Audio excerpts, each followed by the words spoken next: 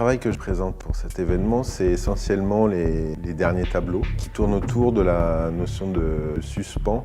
Ça peut être un suspens physique, des personnages qui chutent ou qui s'envolent, on ne sait pas réellement. Et il y a aussi un rapport à l'ailleurs, à l'exotisme, au voyage depuis l'atelier. Ce lieu, pour moi, c'était déjà une source d'énergie incroyable, dans un très bel espace, la possibilité de travailler sur plusieurs grands formats en même temps.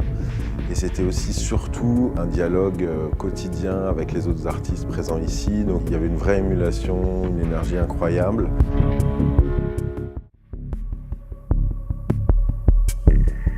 Le travail que je présente ici, ce sont des fleurs représentées en peinture que je vais également présenter en volume. Ce qui a servi de sujet à mes tableaux, donc des fleurs vivantes, on finit par sécher et je les présente dans un autre espace, dans le noir. Elles vont être phosphorescentes. Et là, elles sont présentées en peintes en couleur. C'est des fleurs qui se transforment, qui peuvent devenir des viscères, des organes, des sexes, des saucisses, des lapins. Le sujet disparaît de plus en plus dans les tableaux. Il réapparaît dans l'installation.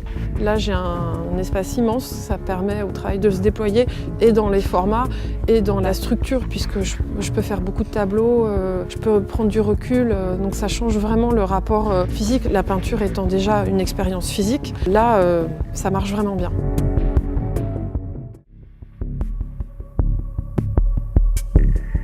On a travaillé ici à peu près pendant près d'1 an sur un projet à partir des carottages archéologiques et géologiques de la ville de Paris.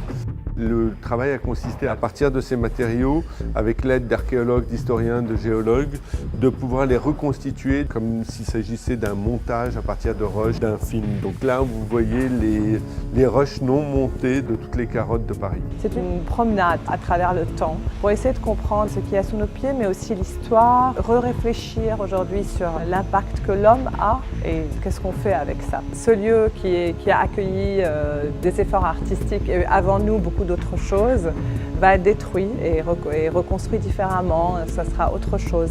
Donc c'était assez intéressant d'accompagner cette transition aussi.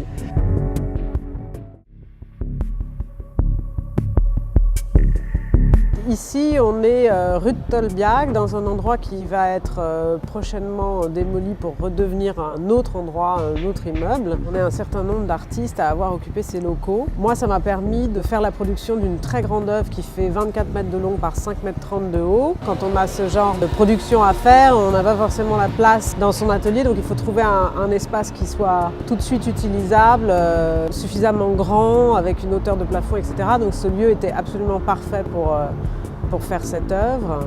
C'est un endroit qui est intéressant parce que à la fois chacun fait son travail, mais en même temps on a l'occasion de se croiser.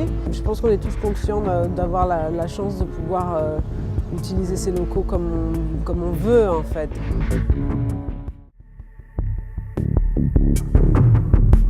Le projet des fleurs, il a commencé avec 2 amis.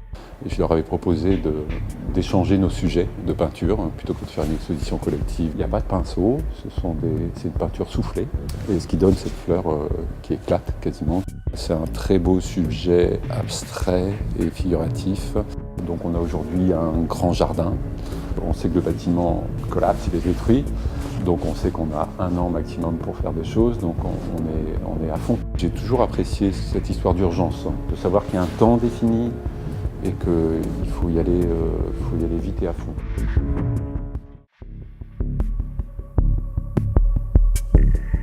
Durant l'exposition, je continue une série qui s'appelle Les Nexus, c'est une série d'aquarelles que je réalise en 2 étapes.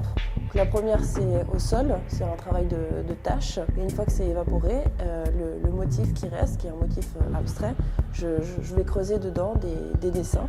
J'aime bien le côté hyper délabré et vide.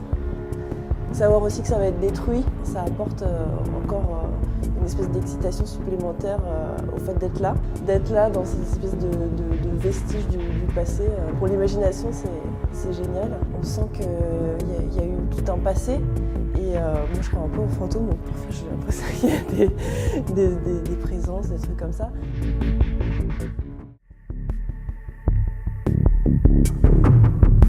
Le travail que je présente ici, c'est en quelque sorte une synthèse des 6 derniers mois et surtout des choses que j'avais enclenchées les 2 dernières années. C'est du dessin et de la peinture figurative, narrative.